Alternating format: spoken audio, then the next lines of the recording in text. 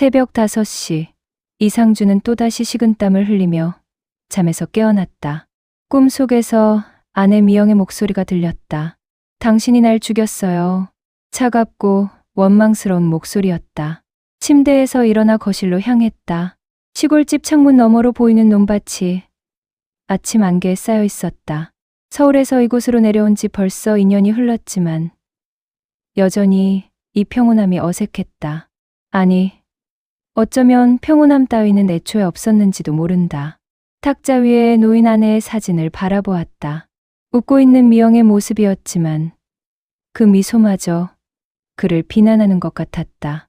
3년 전 그날 아내는 자동차 사고로 세상을 떠났다. 공식적으로는 그랬다.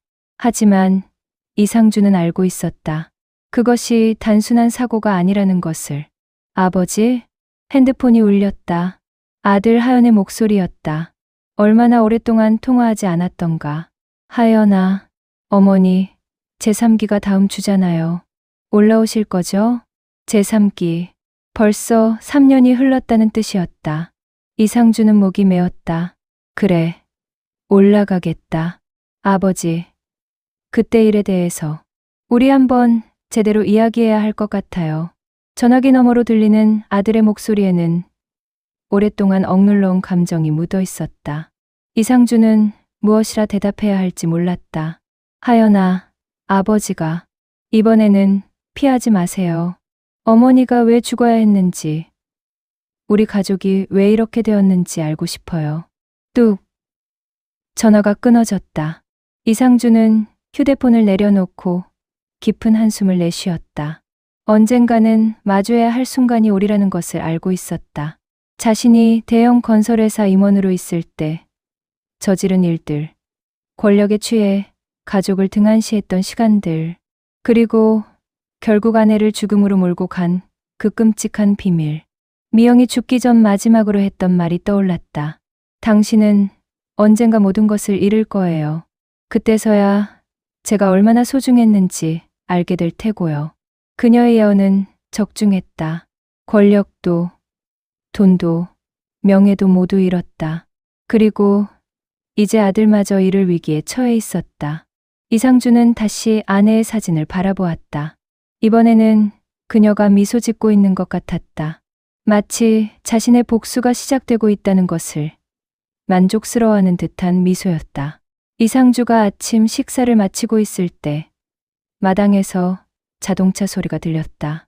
창문 너머로 검은색 제네시스가 보였다. 차에서 내린 사람은 박정희였다.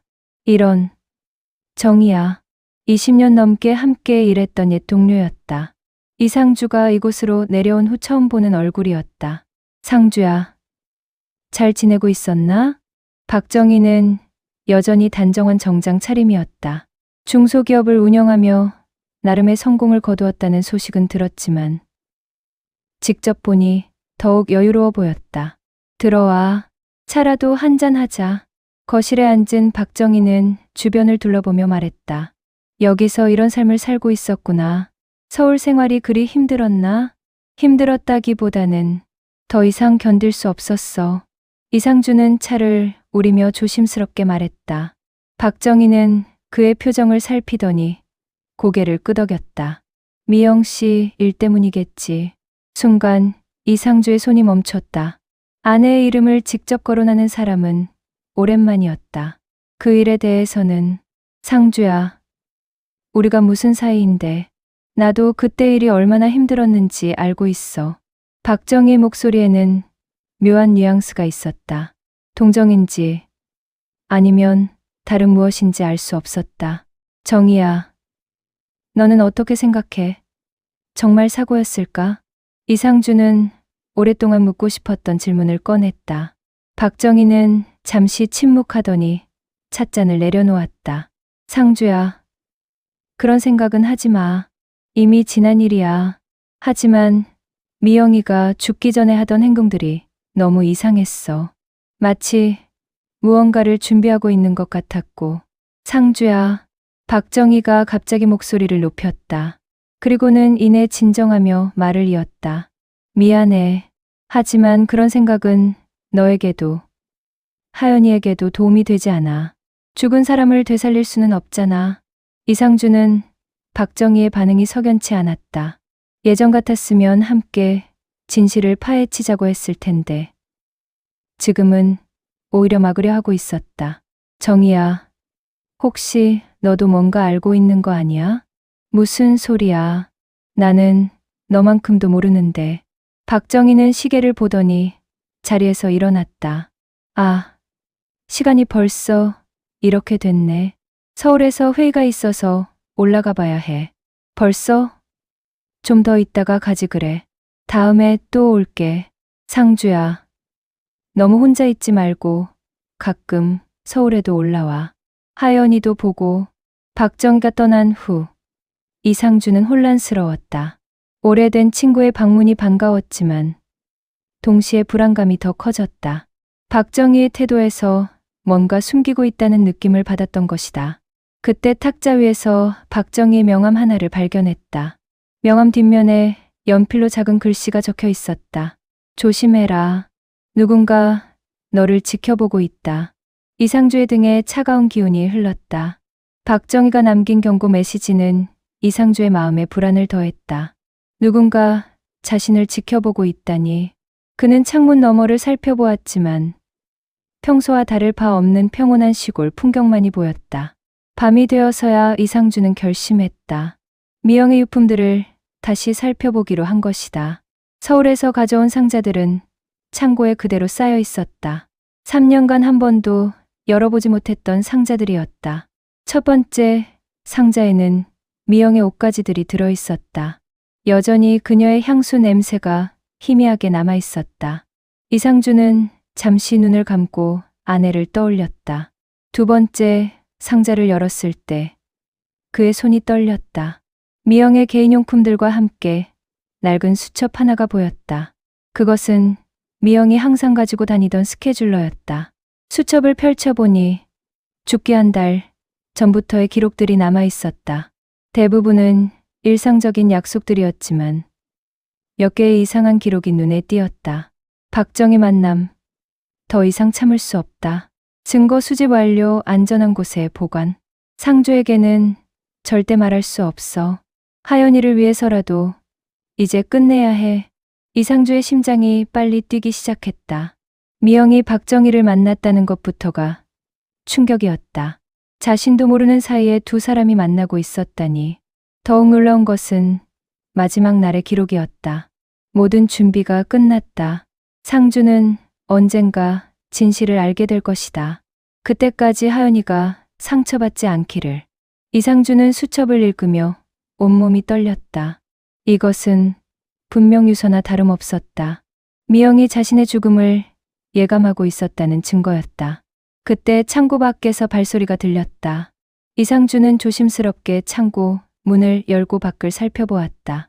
어둠 속에서 누군가의 그림자가 빠르게 사라지는 것이 보였다. 심장이 두근거렸다. 박정희의 경고가 현실이 되고 있었다.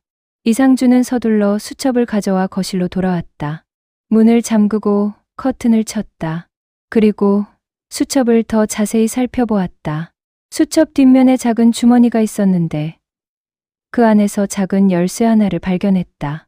열쇠에는 B-237이라는 숫자가 새겨져 있었다. 은행 대여금고 열쇠였다. 이상주는 깨달았다. 미영이 말했던 안전한 곳에 고관이라는 것이 바로 이것이었다. 그녀가 수집했다는 증거들이 그 금고 안에 있을 것이다. 하지만 동시에 두려움도 밀려왔다. 그 증거들이 과연 무엇일까? 자신이 과거에 저지른 일들이 얼마나 끔찍했기에 아내가 죽음까지 각오하며 증거를 모았을까? 핸드폰이 울렸다. 모르는 번호였다. 여보세요? 이상주 씨. 더 이상 과거를 파헤치지 마세요. 당신을 위해서도, 하연 씨를 위해서도. 목소리는 변조되어 있었다. 누구십니까? 곧 모든 것이 끝날 겁니다. 조용히 기다리세요. 전화가 끊어졌다. 이상주는 수첩을 꽉 움켜쥐었다. 이제 돌이킬 수 없다는 것을 알았다. 진실을 찾아야 했다. 이상주는 밤새 잠을 이루지 못했다. 새벽이 되자마자 서울로 향했다. 은행 대여 금고를 확인해야 했다. 시내 한복판에 있는 제1은행 지하 금고실. B-237 금고는 구석진 곳에 위치해 있었다. 손 떨리는 마음으로 열쇠를 돌리자 작은 금고 문이 열렸다. 안에는 두꺼운 봉투 하나와 USB 그리고 편지 봉투가 들어있었다. 이상주는 떨리는 손으로 편지 봉투부터 열어보았다. 사랑하는 상주에게 미영의 친필이었다. 이 편지를 읽고 있다면 당신은 이미 진실을 찾고 있는 중일 거예요. 미안해요. 상주야. 이렇게 떠날 수밖에 없었어요. 당신이 정희와 함께 진행했던 재개발 사업 기억하시죠? 10년 전 강동구 그 아파트 단지 말이에요. 당신은 단순히 서류 승인만 했다고 생각했겠지만 그 이면에 얼마나 많은 사람들이 희생되었는지 아세요? 강제 철거로 집을 잃은 사람들, 보상금을 제대로 받지 못한 채 내쫓긴 상인들, 그 중에는 목숨을 잃은 사람도 있었어요. 정의가 당신에게 말하지 않았을 뿐이에요. 하지만 더 충격적인 것은 정의가 당신을 이용했다는 거예요. 당신의 지위와 권한을 이용해서 불법적인 이득을 챙기고 모든 책임은 당신에게 떠넘길 계획이었거든요. 나는 우연히 이 사실을 알게 되었어요. 정의가 다른 사람과 통화하는 것을 들었거든요. 이상주는 그냥 서류에만 도장 찍는 바보야. 나중에 문제가 생기면 모든 걸 그 사람 탓으로 돌리면 되라고 말하는 걸 들었을 때 정말 충격이었어요. 당신을 지키려고 증거를 수집했어요. 하지만 정의는 이미 눈치채고 있었고 나를 위협하기 시작했어요. 입을 다물지 않으면 하연이에게 해가 갈 것이라고. 상주야. 나는 당신과 하연이를 지키기 위해 이 길을 선택했어요.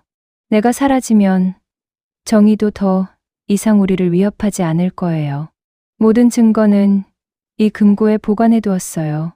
언젠가 당신이 진실을 알고 싶을 때를 위해서요. 이상주는 편지를 읽으며 눈물을 흘렸다. 아내가 자신을 위해, 가족을 위해 목숨을 바쳤다는 것이 믿기지 않았다. 두꺼운 봉투를 열어보니 수많은 문서와 사진들이 나왔다. 강제 철거 현장의 참혹한 모습들, 보상금, 횡령 증거, 그리고 박정희가 다른 업체들과 주고받은 매물 내역까지. USB에는 박정희의 통화 녹음 파일들이 들어있었다. 이상주 그놈은 아무것도 모르고 있어. 우리가 하는 일이 뭔지도 몰라. 문제가 생기면 이상주 탓으로 돌리고 우리는 빠지면 돼.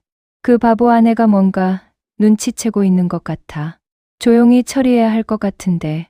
마지막 파일을 들으며 이상주의 온몸이 떨렸다. 박정희가 미영을 조용히 처리하겠다고 말한 것이었다. 이상주는 모든 것을 이해했다.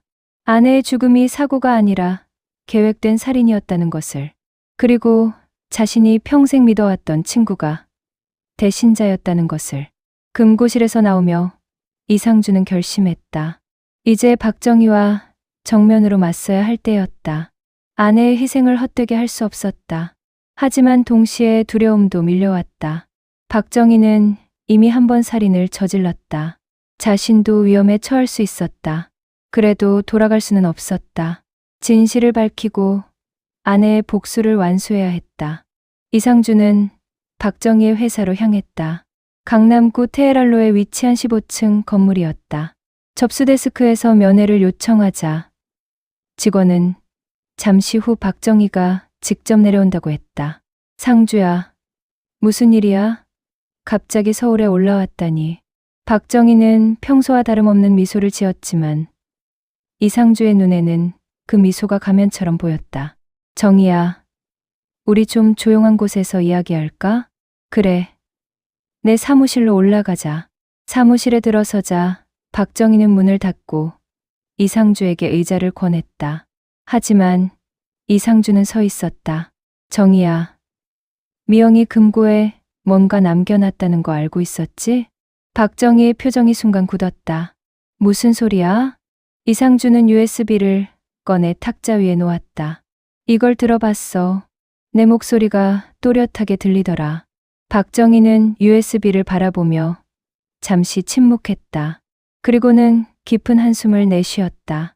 언제까지 숨길 수 있을 줄 알았는데 갑자기 박정희의 태도가 변했다. 가면을 벗어던진 듯한 차가운 표정이었다.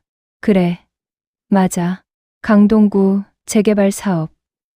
나 혼자 다 해먹었지. 너는 정말 바보 같은 친구였어. 그냥 도장만 찍으면서도 의심 한 번 안 하더라고. 정희야. 미영이 그 일을 알았을 때부터 골치 아팠어. 그 여자가 생각보다 똑똑하더라고. 증거까지 수집하고 있을 줄이야. 이상주의 주먹이 떨렸다. 그래서 미영이를 죽인 거냐? 죽였다고? 하하하. 박정희가 비웃었다. 상주야. 너 정말 순진하다.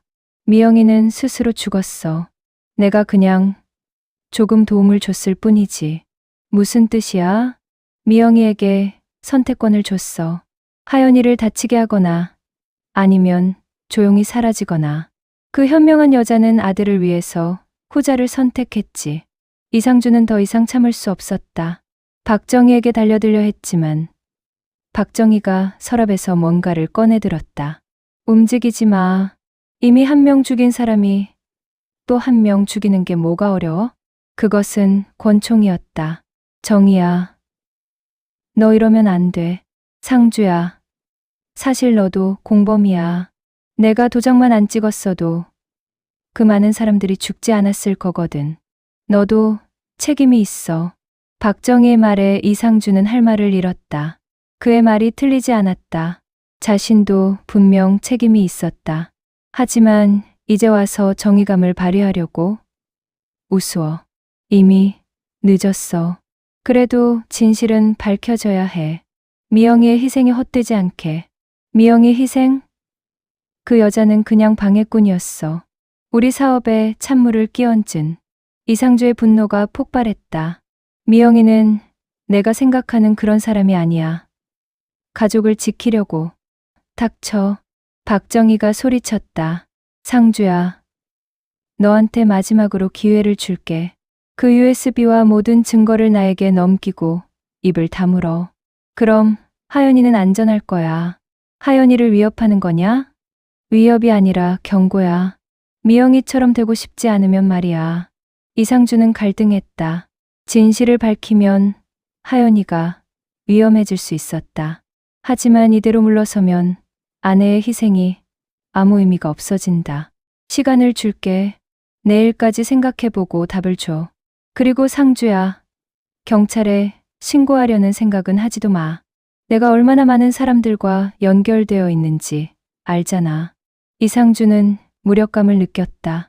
박정희의 세력이 얼마나 큰지 알고 있었다. 하지만 포기할 수는 없었다. 사무실을 나서며 이상주는 결심했다. 다른 방법을 찾아야 했다. 이상주는 박정희의 사무실을 나온 후 근처 카페에 앉아 생각에 잠겼다. 하연이의 안전과 진실 사이에서 선택해야 하는 상황이었다. 그때 핸드폰이 울렸다. 하연이었다. 아버지, 어디 계세요? 오늘 어머니 제3기인데. 제3기. 완전히 잊고 있었다. 하연아, 미안하다. 지금 서울에 있어. 곧 갈게. 아버지, 혹시 무슨 일 있으세요? 목소리가 이상해요. 아니야. 괜찮아. 저녁에 만나자. 전화를 끊고 이상주는 망설였다. 하연이에게 진실을 말해야 할까? 아니면 아내가 그랬던 것처럼 침묵해야 할까? 저녁, 추모공원에서 만난 하연은 3년 만에 본 아버지의 변화에 놀랐다. 아버지, 많이 야위셨네요. 하연아, 아버지가 너에게 할 말이 있다. 이상주는 미영의 묘비 앞에서 모든 것을 털어놓기 시작했다. 10년 전 재개발 사업, 박정희의 배신, 그리고 어머니의 희생까지. 하연은 믿기지 않는다는 표정으로 아버지를 바라보았다. 그러니까 어머니는 우리를 지키려고 스스로 목숨을. 그래, 하연아. 아버지가 바보였어. 친구를 믿었고 그 때문에 내 어머니가. 하연의 눈에 눈물이 고였다. 아버지, 그럼 이제 어떻게 하실 거예요? 그냥 이대로 두실 거예요? 하연아, 그게 박정희가 너를 위협했어. 내가 움직이면 너에게 해를 가할 수 있어. 아버지, 하연이 소리쳤다. 어머니가 목숨을 걸고 지키려고 한 게 바로 진실이잖아요. 그걸 이렇게 묻어두면 어머니 희생이 헛된 거 아니에요? 하연의 말에 이상주는 할 말을 잃었다. 아버지, 저는 괜찮아요. 어머니를 위해서라도 끝까지 해보세요. 그때 하연의 핸드폰이 울렸다. 모르는 번호였다. 여보세요? 김하연 씨죠? 아버지가 현명한 선택을 하길 바랍니다. 변조된 목소리였다. 하연은 아버지를 바라보며 말했다. 누구세요? 내일 저녁까지 모든 증거를 포기하지 않으면 하연 씨에게 어머니와 같은 일이 일어날 수 있습니다. 전화가 끊어졌다. 이상주는 절망했다. 박정희가 벌써 움직이기 시작한 것이다. 아버지, 저 정말 괜찮아요. 두려워하지 마세요. 안 돼. 하연아, 너마저 이룰 수는 없어. 그럼 어머니의 죽음은 그냥 덮어두자는 말씀이세요? 하연의 목소리에 분노가 섞여 있었다. 아버지, 10년 전부터 지금까지 아버지는 계속 도망쳤어요. 그때도, 어머니가 돌아가신 후에도, 이제는 정말 마주하세요. 이상주는 아들의 말에 가슴이 찔렸다. 하지만 하연아, 만약 너에게 무슨 일이라도 생기면, 아버지, 저에게는 이미 일이 생겼어요. 어머니를 잃었잖아요. 그리고 3년 동안 진실도 모른 채 살았고요. 하연은 아버지의 손을 잡았다. 아버지, 어머니가 보고 계실 거예요. 우리가 어떤 선택을 하는지. 이상주는 미영의 묘비를 바라보았다. 그녀의 목소리가 들리는 것 같았다. 상주야, 이번에는 도망치지 마. 하연아, 정말 괜찮겠니? 네, 아버지. 함께해요. 그 순간 이상주는 결심했다. 박정희와 끝까지 싸우기로. 아내와 아들을 위해서. 하지만 동시에 불안감도 엄습했다. 박정희의 위협이 현실이 될 수도 있었다. 추모공원을 나서며 이상주는 새로운 계획을 세우기 시작했다. 박정희와의 마지막 승부를 위해서. 이상주와 하연은 집으로 돌아와 작전을 논의했다. 하지만 이상주는 여전히 불안했다. 미영의 유품을 다시 한번 살펴보던 중 그는 놓쳤던 것을 발견했다. 미영의 수천맨 뒷장에 아주 작은 글씨로 쓰여진 문장이 있었다. P.S. 상주야, 내가 죽으면 정희에게 이것을 보여줘. 진짜 게임은 지금부터 시작이야. 그 아래에는 또 다른 은행 계좌번호가 적혀 있었다. 아버지, 이게 뭐예요? 모르겠어. 어머니가 또 뭔가를 숨겨뒀나 봐. 이상주는 즉시 그 은행으로 향했다. 계좌를 확인해 보니 놀라운 사실이 드러났다. 미영 명의로 된 계좌에 50억 원이 들어있었던 것이다. 이게 어떻게 된 거지? 은행 직원의 설명에 따르면 이 돈은 3년 전 미영이 죽기 바로 전날 입금된 것이었다. 입금자는 박정희였다. 이상주는 혼란스러웠다. 박정희가 왜 미영에게 이런 거액을 보냈을까? 집으로 돌아온 이상주는 미영의 다른 유품들을 더 자세히 살펴보았다. 그러다가 오래된 카세트 테이프 하나를 발견했다. 테이프를 재생하자 미영의 목소리가 흘러나왔다. 상주야, 이 테이프를 듣고 있다면 내 계획이 성공한 거야. 이상주는 깜짝 놀랐다. 사실 나는 죽지 않았어. 심장이 멎는 것 같았다. 정희와의 마지막 협상에서 나는 그에게 제안을 했어. 내가 죽은 것처럼 꾸미는 대신 그가 저지른 모든 죄의 증거를 넘겨받겠다고. 그리고 50억 원을 보상금으로 받겠다고. 이상주의 머릿속이 하얗게 변했다. 정희는 내 제안을 받아들였어. 그는 살인자가 되기보다는 돈으로 해결하는 쪽을 택했거든. 그럼 어머니가 살아있다는 거예요? 하연이 떨리는 목소리로 물었다. 테이프는 계속되었다. 하지만 내가 진짜로 원했던 건 복수였어, 상주야. 너와 정희, 두 사람 모두에 대한 복수. 이상주는 충격에 빠졌다. 너희 둘 다 그 재개발 사업의 공범이었어. 정희는 계획했고 너는 실행했지. 그 과정에서 수많은 사람들이 희생되었는데도 너희는 아무렇지도 않게 살고 있었어. 어머니, 나는 3년 동안 지켜봤어. 정희가 어떻게 내 뒤에서 너를 조롱했는지, 너는 어떻게 진실을 외면하려 했는지. 이상주는 자리에 주저앉았다. 50억 원은 희생자들 유가족에게 전달될 거야. 그리고 모든 증거는 언론과 검찰에 동시에 공개될 예정이야. 테이프에서 미영의 웃음소리가 들렸다. 상주야, 이제 알겠지? 내가 죽은 게 아니라 너희가 죽은 거야. 사회적으로 말이야. 그때 현관문이 열렸다. 이상주와 하연은 돌아보았다. 문 앞에 미영이 서 있었다. 안녕, 상주야. 오랜만이야. 그녀는 3년 전과 똑같은 모습이었다. 다만 차가운 미소를 짓고 있을 뿐이었다. 미영아, 정말 너야? 그래, 나야. 놀랐지? 하연은 어머니를 보며 울음을 터뜨렸다. 어머니, 정말 살아계셨어요? 하지만 미영은 아들을 따뜻하게 맞아주지 않았다. 하연아, 미안해. 너까지 속여야 했어. 하지만 이 복수를 위해서는 어쩔 수 없었어. 복수? 그래, 복수야. 아버지와 박정희, 그리고 그들이 속한 더러운 세상에 대한. 미영은 가방에서 두꺼운 서류 뭉치를 꺼냈다. 내일 아침 모든 언론사에 이 자료가 배포될 거야. 너희 둘 다 끝장이야. 이상주는 아내를 바라보며 절망했다. 구원자라고 생각했던 아내가 사실은 복수자였던 것이다. 미영아, 그러면 우리는 끝났어, 상주야.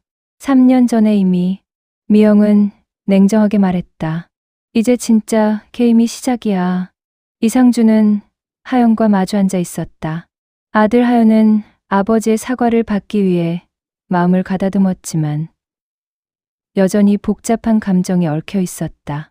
아버지가 숨기고 있던 과거를 알게 된 이후 그의 죄책감은 하연의 마음속에서 끊임없이 되살아났다. 하지만 하연은 고백을 듣고 아버지의 진심을 받아들이기 시작했다. 아버지, 그동안 나에게 너무 많은 걸 숨기셨어요.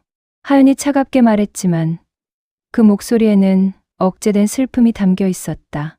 이상주는 고개를 숙이며 대답했다. 하연아, 내가 겪었던 고통이 얼마나 큰지, 미영이가 날 속여서 죽음으로 가게 만든 거라고 생각했지만 사실 그 모든 것은 내 선택이었어. 내가 그 고통을 겪게 만든 것은 나야. 이상주의 목소리는 떨렸고 그 말은 하연에게 큰 충격을 주었다. 어머니는 그때 이미 모든 걸 알고 계셨어요. 하연이 이내 말을 이었다. 어머니는 아버지가 아니라 나를 위해서 끝까지 싸우셨던 거죠. 그래서 어머니가 남긴 모든 것들이 그때부터 지금까지 이어져 온 복수의 한 부분이었던 거예요. 그 말에 이상주는 갑자기 눈물을 흘리기 시작했다. 하연은 아버지를 바라보며 말했다. 어머니의 복수는 단순한 복수가 아니었어요. 그것은 아버지가 그때 그 결정을 내린 것에 대한 마지막 처벌이었어요. 이상주는 고개를 끄덕였다. 그리고 이상주는 마지막으로 하연에게 말했다.